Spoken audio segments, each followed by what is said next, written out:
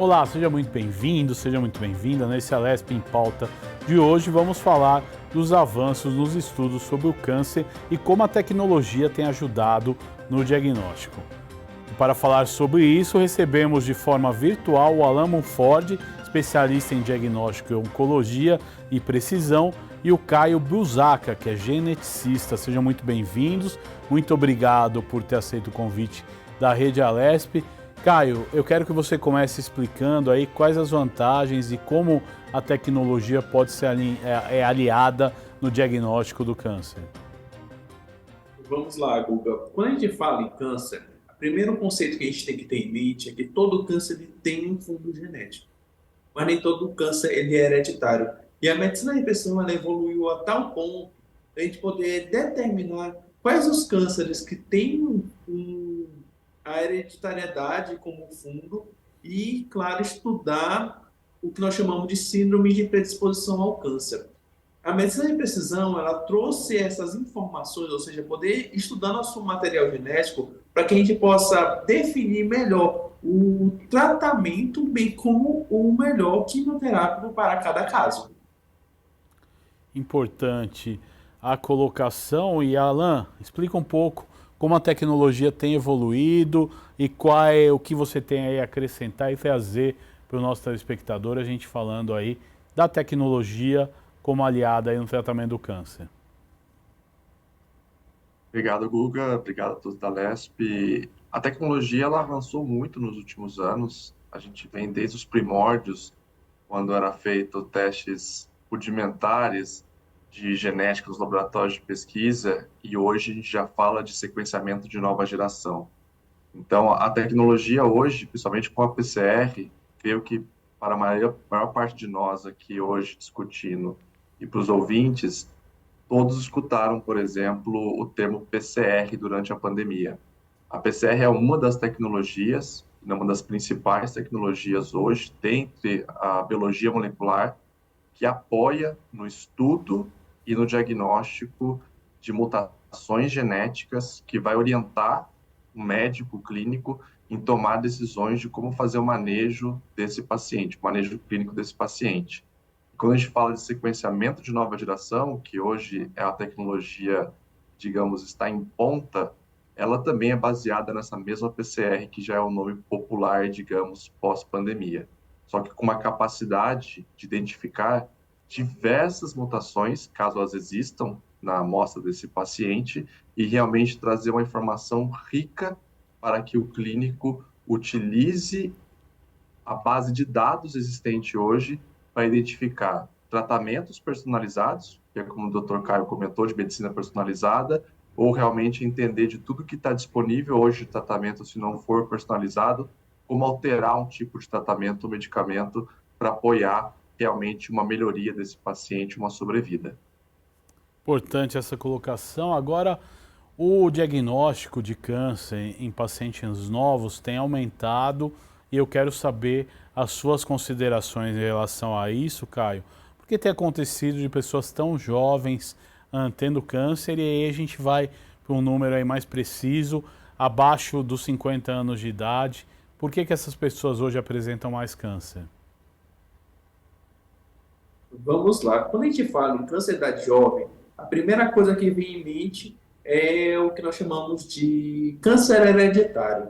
O câncer hereditário, diferente do câncer que simplesmente acontece, que é aqueles cânceres esporádicos acima dos 60, 70, 80 anos, o câncer hereditário ele tem um fundo genético muito bem marcado. Por exemplo, eu tenho uma mutação genética num gene, por exemplo, o BRCA1, e essa mutação genética no gene BRCA1 propicia a mulher a ter câncer de mama. O que nós vemos a cada dia que passa é que nós temos cada vez mais pessoas jovens acometidas com câncer, de 30, de 40 ou até mesmo de 20 anos, e muitas dessas pessoas elas têm mutações genéticas que lhes predisporiam a ter câncer. Como eu falei, demoraria 60, 70, 80 anos para ter câncer. Mas se eu tenho uma mutação genética que aumenta essa probabilidade de ter câncer, eu tenho câncer com 20, com 30. E as descobertas da ciência para com esses genes de predisposição ao câncer a principal motivo do porquê está aparecendo o câncer cada vez mais jovem. Claro, além dos melhores critérios diagnósticos, bem como maior acesso à mamografia, colonoscopia e aos exames confirmatórios do câncer. Importante toda essa questão. E por que, e aí, como a gente pode trabalhar, né, com o diagnóstico preventivo e, logicamente, que essa doença não se agrave, aí eu vou querer a opinião do Alan e também do Caio depois como complemento. Perfeito, Guga. Realmente a prevenção é o melhor remédio. Atualmente, como disse o Dr. Caio, o acesso a alguns exames, mamografia, até mesmo a exames moleculares, cresceram nos últimos anos. Ainda está longe do ideal de cobertura, principalmente se você estratifica a população entre classe A, B, C, D e E. Existe uma população de classe A e classe B que consegue ter acesso a mais qualidade de diagnóstico, a qualidade de médicos, e essas pessoas têm uma chance maior de identificar de forma prematura e preventiva uma formação cancerosa, um tumor, o que seja. Isso também corrobora com o que o Dr. Caio comentou, que é a questão de mais acesso de uma população mais jovem a testes, que faz com que aumente também a estatística de ter se encontrado pacientes jovens, pessoas jovens com cânceres. Isso acontecer muitas vezes tardiamente na vida, devido a pouco acesso aos testes. Agora, os testes de forma preventiva, a principal atuação deles, além dos testes de imagem, ou falando mais especificamente do teste de biologia molecular, como o doutor também comentou, existem mutações, vou usar o mesmo exemplo do doutor para ficar didático, como o BRCA1, BRCA1, que é um gene muito recorrente em diversos tipos de câncer, que é um gene que tem a função de regular a multiplicação celular. Então, quando a gente fala de câncer, muitas vezes está relacionado a uma multiplicação de forma acelerada e controlada de células do organismo de uma pessoa, de um paciente, que gera o tumor, que gera esse tecido anômalo. E esse gene, especificamente, tem a função de regular e impedir que isso aconteça. Quando você tem um exame genético de forma preventiva, que você identifica uma mutação ou mais de uma nesse gene ou outros, mais uma vez, o médico e a família têm uma formação em mãos de que essa pessoa tem uma predisposição. É muito importante fazer uma ênfase nessa palavra, porque ter a predisposição da formação do câncer não significa que já é um diagnóstico final e a pessoa realmente vai desenvolver isso durante a vida. Com essa informação em mãos, o clínico, o médico, junto com a família e o paciente, conseguem gerar uma rotina maior de exames que aconteceriam em intervalos muito grandes, quando a pessoa fosse fazer um check-up, por exemplo, e pode-se encurtar esses tipos de exames, que sejam de imagem ou outros, para ver se realmente há ou não a formação de um potencial câncer. Além de forma preventiva, conhecendo que esse paciente tem uma mutação, o clínico, o geneticista, pode buscar investigar a família desse paciente para entender se esses familiares também possuem essa mutação. A partir do momento que se entende que na família existe essa mutação na mãe, no pai, nas tias, etc., e a chance desse paciente realmente ter um agravamento, uma evolução, principalmente se esses parentes também tiveram a formação cancerígena numa idade jovem, realmente isso também é informação importante. Com isso, a informação preventiva não garante cura, não garante que não vai ter e nem que vai ter a formação do câncer, mas é informação preciosa para o clínico e a família gerar uma melhor gestão da condição de diagnóstico desse paciente. Agora, doutor Caio, é importante a gente fazer o questionamento. A gente sabe que a obesidade hoje é um dos fatores do aumento do câncer, principalmente câncer de mama, intestino, pâncreas, esôfago e os cânceres ginecológicos. Por que que isso acontece? E a gente já consegue, de fato, ver a obesidade como uma doença ou como fator de risco? Sim, vamos lá. Quando a gente fala em obesidade, nós temos que entender que a pessoa que tem obesidade, ela vive um eterno processo inflamatório. onde existem vias inflamatórias bem estabelecidas e, além disso, ocorre o fenômeno da aromatização. A aromatização ela aumenta a quantidade de estrógeno na pessoa, o que poderia propiciar a um maior fator desencadeante para câncer. A gente sabe que estrógeno tem muita relação com câncer de mama, por exemplo. E esse processo inflamatório desregulado que ocorre na obesidade pode agravar os processos inflamatórios do próprio intestino. Uma dieta não balanceada, porque normalmente a obesidade ela vem associada com dieta não balanceada e falta de atividade física, faz com que a pessoa ela esteja eternamente num processo inflamatório, onde os radicais livres estão muito bem atuantes, e mais do que isso, é sim hoje um dos fatores de risco para o câncer. Mas a obesidade em si, ela é uma doença, visto que ela também está dentro do complexo da síndrome metabólica, que envolve diabetes, pressão alta, colesterol alto, ou seja, acaba sendo um problema de duas vias, tanto a via carcinogênica de produção de câncer, quanto a via de desregulação do ponto de vista de diabetes e pressão alta, e alteração do colesterol. Agora, doutor, outro fator, o álcool, né? A gente sabe que o álcool ele leva ao risco de vários tipos de câncer, como de boca, laringe, faringe, esôfago e o fígado, além da mama e do intestino. É importante a gente sempre combater essa prevenção também, usando, né, a importância de prevenir e não se usar, fazer o uso do álcool. E por que o álcool age assim no corpo?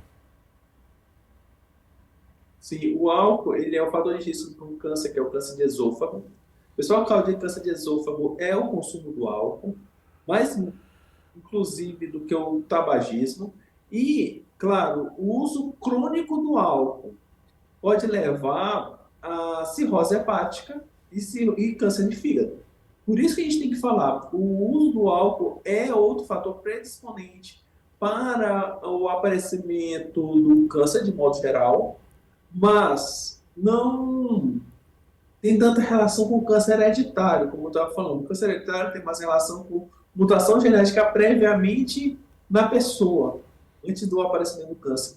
E o álcool ele é um outro agente que nós podemos chamar de carcinogênico, ou seja, é produtor de câncer. E, claro, o uso moderado do álcool, ou até mesmo parado de usar o álcool, é o principal caminho para diminuir a ocorrência de câncer, em especial câncer de esôfago. É importante todas essas colocações e há uma previsão assustadora que até 2030 cerca de 31% de casos a mais de câncer nós teremos.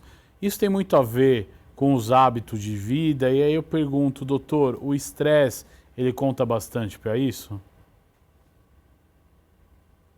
Também, tudo isso ele pode ser considerado um compêndio, porque o ser humano ele é composto por várias características, tem a parte da nossa atividade laboral, tem a nossa atividade, nosso dia a dia, nosso comportamento em família, e o estresse ele ajuda no sentido de que uma pessoa que tem mais estresse, via de regra, ela pratica menos atividade física, ela tem uma alimentação mais desregulada, ela tem mais radicais livres atuantes e pode também auxiliar na formação do câncer. Mas não é porque eu tive processo de estresse que eu tive o câncer. Eu tenho que entender que isso é como se fosse um compêndio.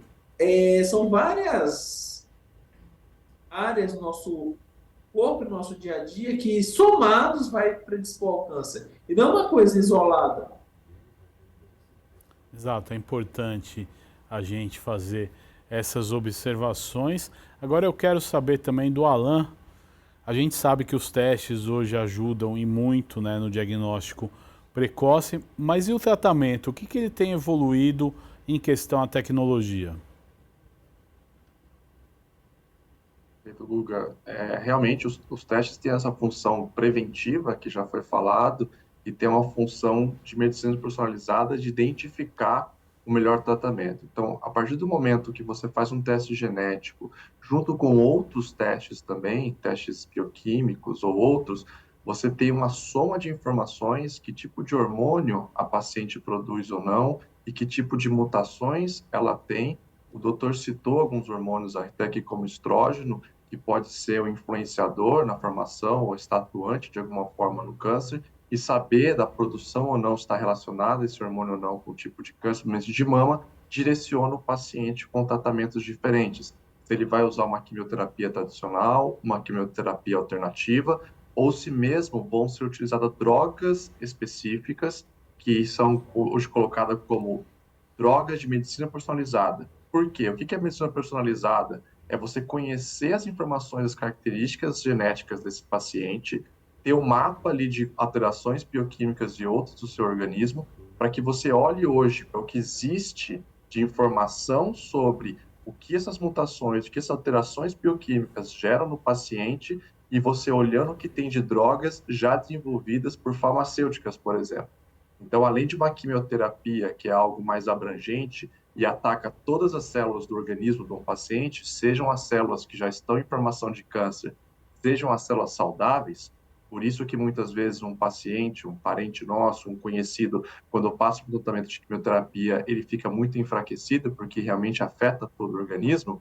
Existem medicamentos personalizados que estão atrelados a mutações específicas que existem naquela célula cancerígena, junto de alterações bioquímicas que vão atacar justamente aquela célula e não as outras de forma generalizada. Com isso, sendo mais eficaz muitas vezes para a prevenção da mutação, da multiplicação celular, e não trazendo tantos malefícios para a saúde do paciente. Acabam trazendo algumas alterações do organismo e da saúde do paciente, mas muitas vezes menos, às vezes, do que uma terapia convencional. E hoje já existe diversos medicamentos para os vários tipos de câncer. Tem medicamentos para câncer de mama, tem medicamentos para câncer de próstata, tem medicamentos diversos para câncer de pulmão, e esses testes genéticos são os principais testes que direcionam os pacientes para esses testes. Para esses tipos de medicamentos, esses tipos de drogas. Algumas drogas já previstas para ser reembolsadas por planos de saúde, ainda outras drogas que não estão dentro dos planos de saúde, e o paciente hoje só teria acesso a meio de um pagamento comprando essas drogas de forma direta. Agora, doutor Caio, dentro disso, é importante a gente abordar, na linha do que o Alan comentou, a evolução dos tratamentos e hoje, doutor, até que ponto eles são menos agressivos, como a quimioterapia tradicional era. Como é que tem sido feito, né, e como é que tem acontecido a evolução do tratamento do câncer? A evolução do tratamento do câncer, com o uso da medicina de precisão, a gente conseguiu indicar melhores quimioterápicos com menos efeitos colaterais para as pessoas corretas. Por exemplo, vou voltar à história da mutação do BRCA. Quando a gente tem uma mutação do BRCA2, existe uma indicação do uso de um quimioterápico específico, que nós chamamos de olaparib. Esse quimioterápico ele só é utilizado em mulheres com mutação do BRCA2, ou seja, já é uma droga-alvo. Eu tenho uma mutação genética, o BRCA2, e eu tenho uma droga específica para quem tem aquela mutação genética. Isso é muito vantajoso porque a gente economiza tanto do ponto de vista de uso de quimioterápicos menos eficazes, quanto mais benéfico para o paciente, visto que a gente consegue reduzir o tempo de tratamento e, claro, os efeitos colaterais. Com a evolução da medicina de precisão, hoje nós temos outros testes genéticos direcionados para a escolha de drogas, onde a gente pensa em drogas-alvo, a gente consegue melhorar o tratamento quimioterápico, bem como poder oferecer uma melhor sobrevida para aqueles pacientes.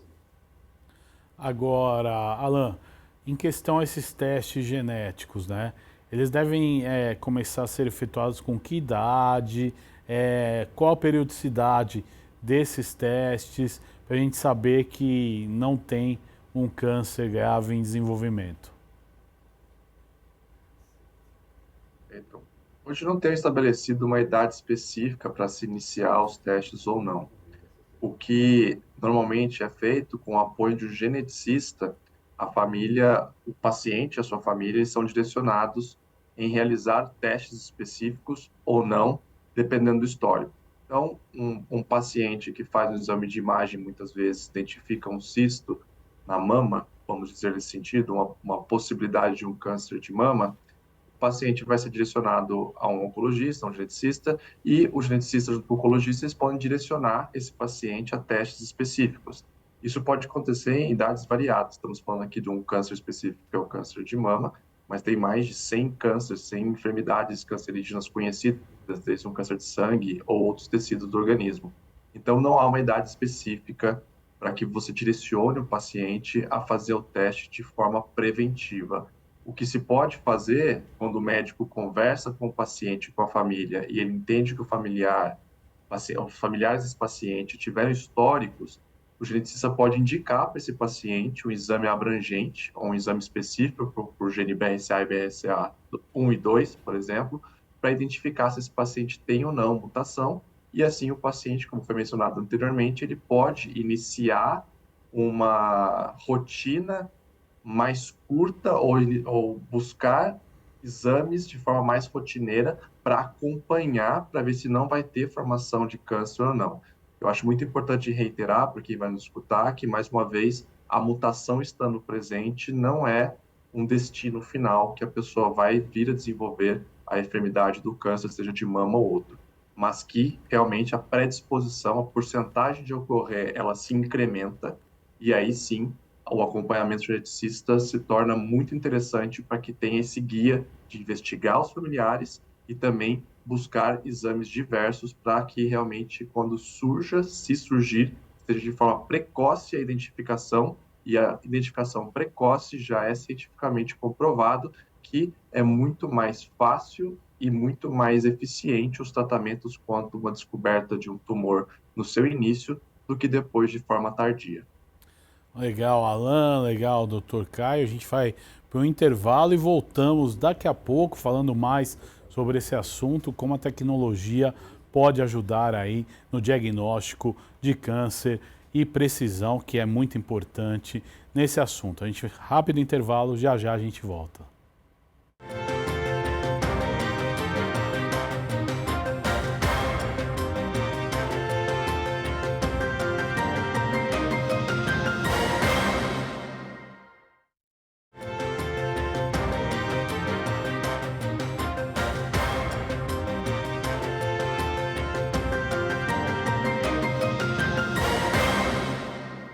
Estamos de volta com a Alesp em pauta, hoje falando do câncer e como a tecnologia pode auxiliar no diagnóstico e tratamento com precisão. Eu recebo dois convidados aqui nos estúdios, o Alan Monford, que é especialista em diagnóstico de oncologia, e o Caio Brusaca, que é médico geneticista. Sejam bem-vindos novamente. No primeiro bloco a gente falou das questões dos testes. Agora, doutor Caio, eu já começo fazendo uma pergunta. E a inteligência artificial, hoje ela pode ser um aliado no diagnóstico de câncer? A gente vê uma pesquisa da The Lancet que fala exatamente sobre o uso da inteligência artificial na prevenção do câncer de mama. Gostaria que o senhor falasse sobre isso. Sim, com certeza. O que a gente consegue ver com essa evolução da inteligência artificial é que podemos, claro, tem toda a visão do médico para com os exames de imagem, com os próprios testes genéticos, mas com a inteligência artificial nós conseguimos refinar ainda mais essa acurácia e esse poder diagnóstico. Por isso, mais uma vez, eu reforço que a inteligência artificial ela veio para melhorar o diagnóstico do câncer, assim como poder oferecer o melhor tratamento para o paciente. Por mais que ainda exista uma tendência a não querer utilizar essas novas tecnologias, elas são fundamentais para a evolução da ciência, bem como o tratamento do câncer. Agora, Alan, você já viu aí, você que trabalha no mundo de diagnóstico, né? A inteligência artificial já vem sendo usada, e aí a gente pode falar o mercado do Brasil ou no mundo. Como é que está esse cenário na sua visão? Perfeito. Hoje, a inteligência artificial, dentro do contexto de diagnóstico, além do uso por laboratórios específicos, grandes laboratórios que usam a inteligência artificial para melhorar processos, como foi mencionado pelo Dr. Caio também, a inteligência artificial veio para melhorar o processo de diagnóstico, melhorar, apoiar o médico e apoiar também os laboratórios. Mas também já se usa inteligência artificial e bancos de dados justamente para reconhecer essas mutações. Então, a gente estava falando, as mutações são reconhecidas por um teste genético e ela é uma mudança de informação no material genético do paciente. E existe toda uma base de dados hoje que está online, a maior parte dela e algumas não, que essa base de dados é consultada para trazer uma informação. A inteligência artificial vai ser uma aliada nesse processo, aonde vai permitir que, com a eficiência do computador, a eficiência da rapidez da análise de dados que são macros, por exemplo, quando a gente fala do teste de sequenciamento de nova geração, que é uma quantidade gigante de dados que são analisados, a inteligência artificial, junto com os softwares atuais, podem apoiar muito em ganharmos velocidade e ganharmos eficiência no processo de diagnóstico do paciente na ponta. Legal, importante. E, doutor Caio, qual é a hora, né, que você, junto com os seus pacientes, definem a hora de fazer o teste genético? Quais os principais critérios adotados, né, para a tomada de decisão? Eu gostaria que o senhor falasse um pouco desse cenário. Vamos lá. O teste genético para câncer, ele não é para todo mundo. A gente tem alguns critérios muito bem estabelecidos. E o primeiro, como você mesmo apresentou no começo dessa entrevista, é a idade. Ter câncer em idade atípica é o principal marcador para a solicitação de um teste genético. Claro, a história familiar, muitas pessoas com câncer na família, pai, avós, tios, assim como ter um câncer raro, por exemplo, câncer de rim, de células claras, ou até mesmo câncer de intestino, a gente pode utilizar desses artifícios para poder utilizar o teste genético correto. Por mais que o nome seja teste genético, a gente mira genes específicos. Tem um gene relacionado a câncer de mama e ovário, tem um gene relacionado a câncer de intestino, tem um gene relacionado a câncer de rim, e cada uma dessas solicitações ela é feita a partir da escolha individual, da avaliação individual do paciente. A gente ter essa informação quanto a todo o histórico clínico do paciente é fundamental para a gente poder decidir o teste genético correto para a pessoa correta. Importante essa colocação. E aí eu pergunto também, quando você tem um fator genético, por exemplo, pai, mãe que tiveram câncer, esses exames, eles são mais indicados, doutor? Sim, com certeza. Quanto mais pessoas da família forem acometidas com câncer, mais indicativos eu diria. Você realmente precisa fazer uma avaliação genético-clínica, você precisa de testes genéticos para poder melhor dar como subsídios para poder pedir o exame genético para a pessoa certa. Por isso, se tem muitas pessoas com câncer na família, se apareceu câncer em idade jovem, se tem câncer raro na família, procure um médico geneticista, procure a realização dos testes genéticos, visto que a partir dessas informações a gente pode tomar as melhores decisões para aquela pessoa. Se há necessidade ou não de entrar com quimioterápico específico, se há necessidade ou não de fazer alguma cirurgia redutora de risco, se há necessidade ou não de incluir mais exames auxiliares, tudo isso pensando no melhor diagnóstico.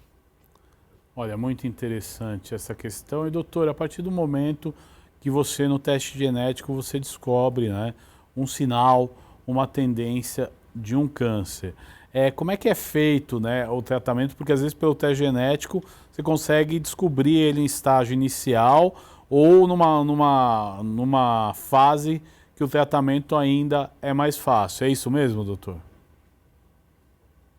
Sim, via de regra, quando a gente faz um teste genético para predisposição ao câncer, a gente consegue pegar até mesmo a predisposição do câncer, ou seja, a pessoa nem câncer tem, mas ela tem risco aumentado, por exemplo, 80% de chance de ter câncer de mama.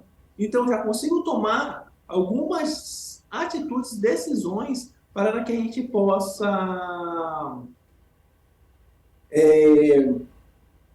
tomar as melhores decisões para com aquele paciente, seja de diagnóstico, seja de tratamento, ou até mesmo de cirurgias preventivas, ou como gostamos de chamar, redutora de risco. Antes da mulher ter câncer de mama, eu já sei que ela tem uma mutação genética e pode ser feito a prevenção daquele câncer, ou seja, ela fazer uma cirurgia para que ela nem venha a ter câncer. Doutor, como é que funciona, né, a cirurgia para a pessoa nem ter o câncer, porque o câncer, assim, o leigo, né, ele vê como um tumor, por exemplo, na mama é um tumor, um caroço que aparece. Como é que você faz a cirurgia preventiva? É importante a gente abordar isso, que é um tema interessante, acho que muita gente tem dúvidas. Vamos dizer que muitas mulheres na família daquela paciente tenha câncer de mama. E a gente já sabe que aquela família tem uma mutação genética no gene BRCA1. Ou seja, aquela mulher com 20 anos que nunca teve câncer, ela pode fazer um teste genético para a gente poder detectar risco ou predisposição genética para ter câncer. Caso ela venha a ter essa predisposição genética para ter câncer, nós podemos mostrar para ela os benefícios de fazer uma cirurgia e a gente reduz esse risco, uma mastectomia profilática. Da mesma forma que a gente pode, pensando em câncer de ovário, antes da pessoa ter câncer de ovário, sabendo que ela tem uma mutação genética, já poder fazer a cirurgia da retirada dos ovários. Isso para um paciente pré-sintomático, ou seja, antes dele manifestar o câncer. Se ele já manifestou o câncer e está fazendo esse tipo de avaliação, a gente pode indicar tratamentos quimioterápicos ou até mesmo cirurgias específicas para aquele tipo de câncer específico. E assim a gente vai conseguir melhorar a qualidade de vida do paciente. Interessante. Agora, Alan, dentro disso tem um teste que chama painel expandido. Geralmente esse teste ele faz detecção de que tipo de câncer, como é que funciona? Perfeito. O painel expandido, ele é um painel amplo. Então, estamos aqui falando sobre genes, mas tanto o doutor Caio e eu, nós citamos mais o gene BRCA, tanto um quanto dois, porque ele é bem prevalente para câncer de mama e de próstata, que são também os cânceres mais prevalentes no Brasil e talvez no mundo.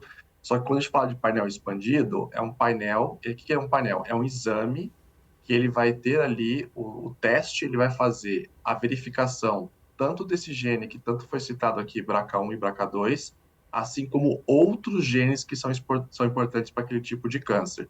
Quando a gente fala de painel expandido, ele pode ser um painel expandido direcionado para uma paciente com câncer de mama, então, além dos dois genes já citados, vão ter outros, TP53, PTEN, CHECK, PALB2 e assim por diante. São mais de 15, 16 genes hoje específicos que pode orientar muito bem um clínico a direcionar uma droga, uma quimioterapia ou até mesmo a cirurgias redutoras de risco, como foi comentado pelo doutor.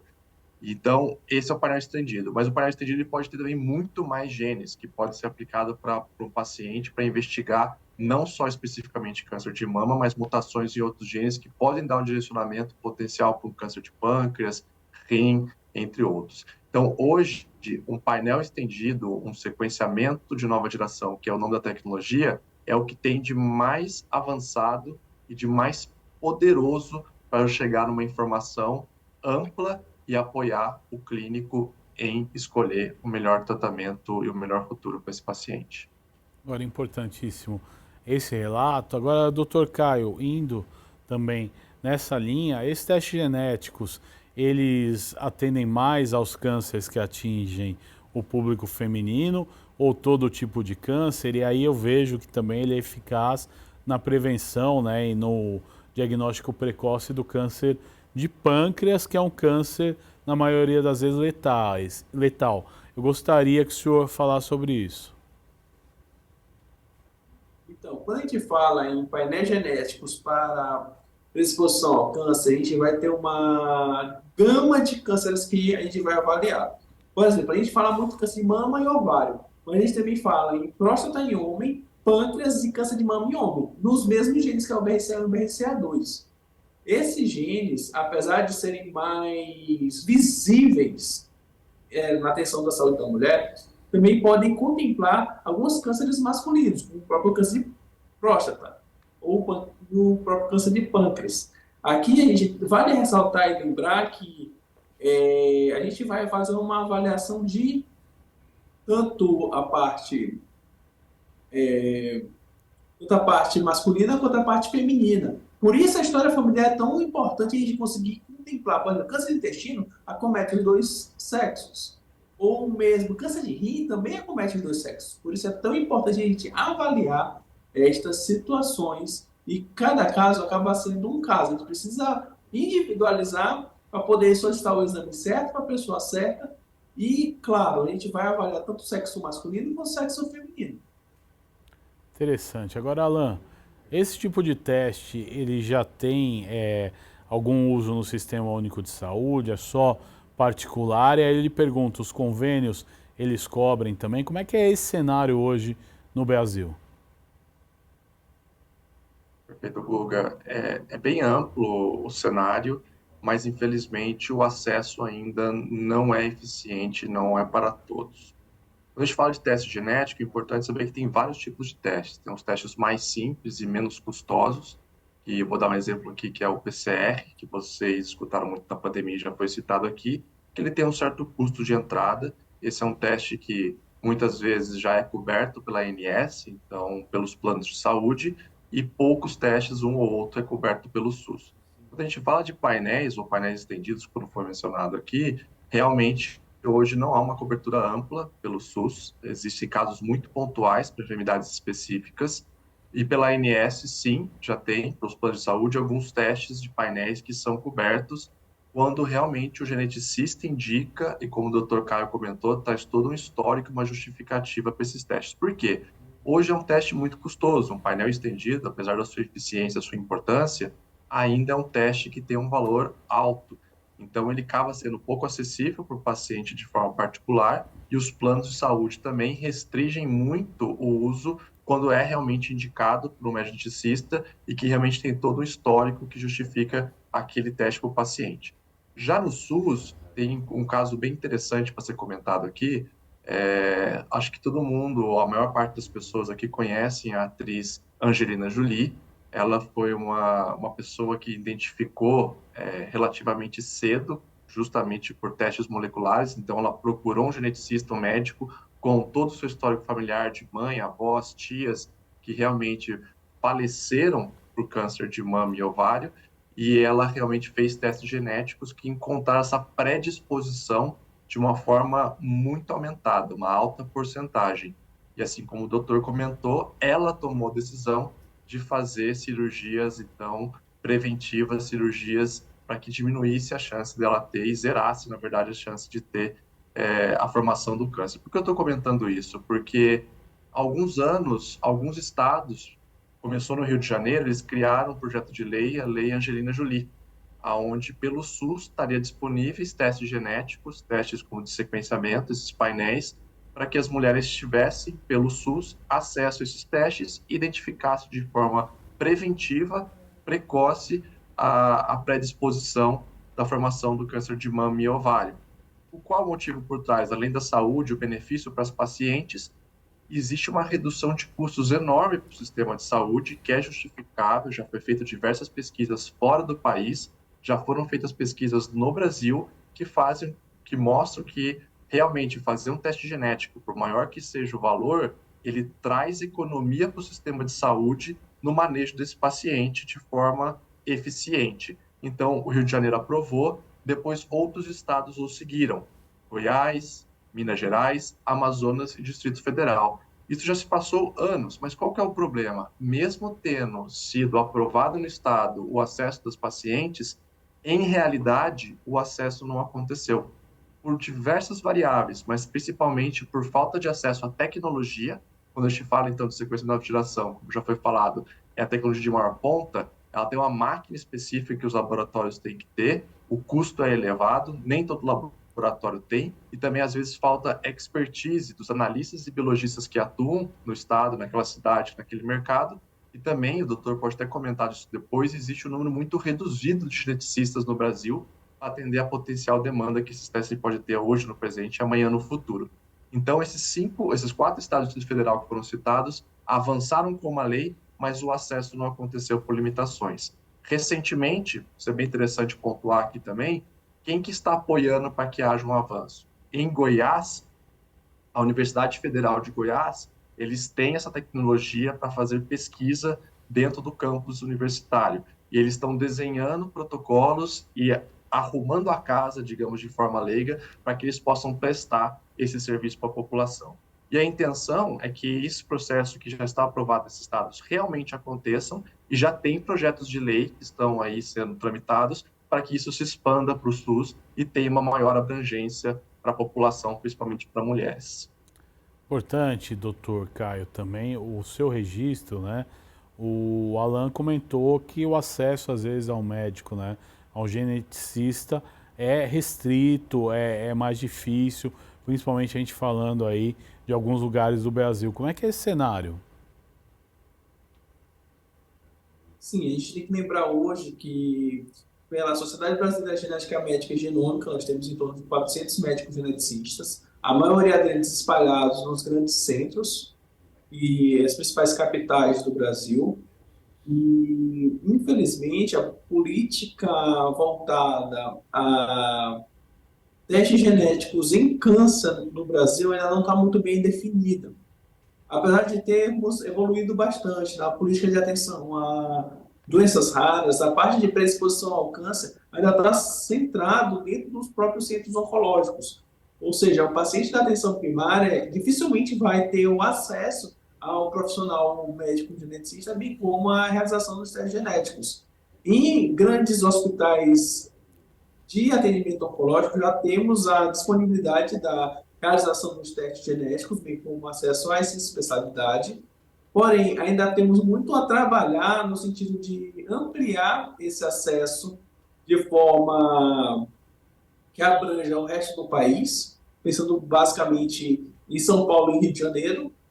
E, mais do que isso, também temos que lembrar que, mais do que o acesso ao profissional, a gente também tem que ter acesso ao exame genético, que ainda, por ter um alto custo, não é tão viável ainda no Sistema Único de Saúde. Ou seja, como não temos política de saúde específica para esta população, ainda é muito dispendioso e o acesso não é tão irrestrito como deveria ser para todos os pacientes que realmente necessitam da realização desse tipo de teste. Legal, importante esse registro. Agora, doutor Caio, ainda sobre um comentário que o Alan fez, isso daí, o aumento, né, na oferta de testes genéticos, poderia, a longo prazo, gerar uma economia nos gastos, né, gerais aí com a saúde. Como é que você analisa isso? E isso estaria mais perto, não digo de uma cura, mas do controle do câncer através da genética?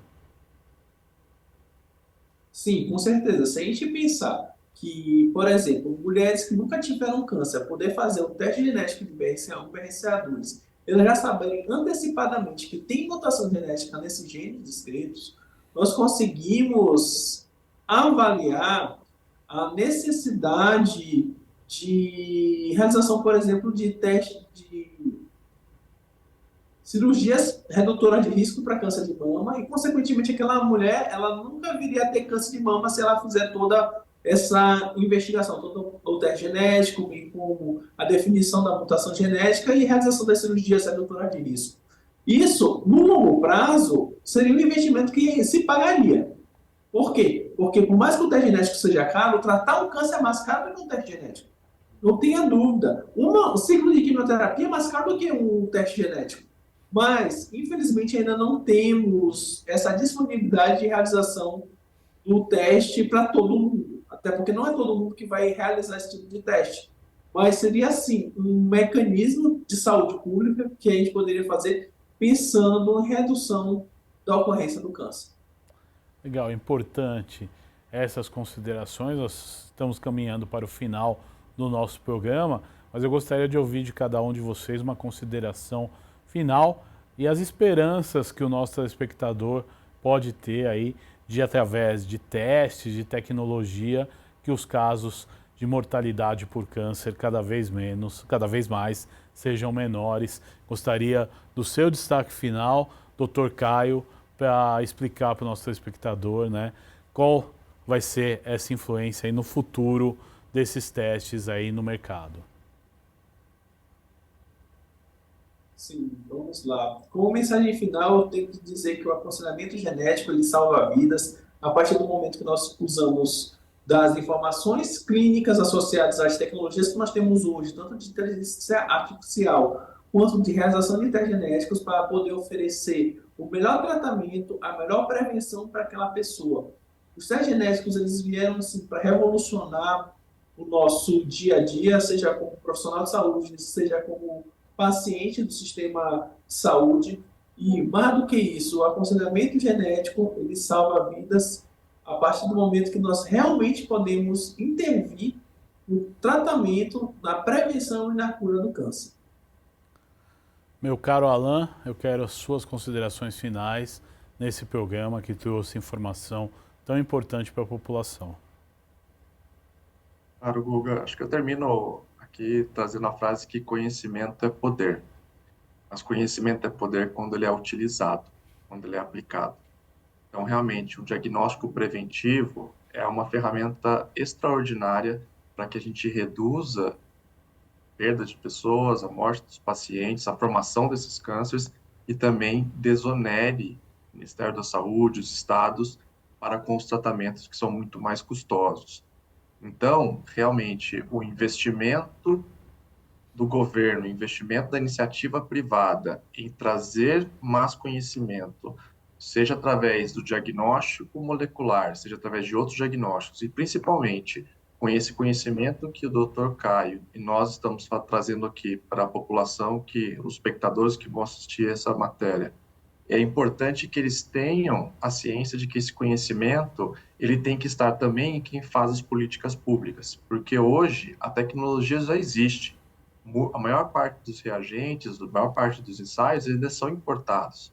Então, com o investimento da iniciativa privada, trazendo esses testes, mas também com políticas públicas adequadas, um alinhamento entre sociedades médicas, iniciativa privada e políticas, esses testes realmente vão chegar na ponta. Então, esse conhecimento que já existe, que traz tanto poder de decisão, ele realmente vai ser útil, ele realmente vai ser poderoso, porque ele vai ser aplicável e acessível para a maior parte da população e no futuro, espero que não tão longe, para todos.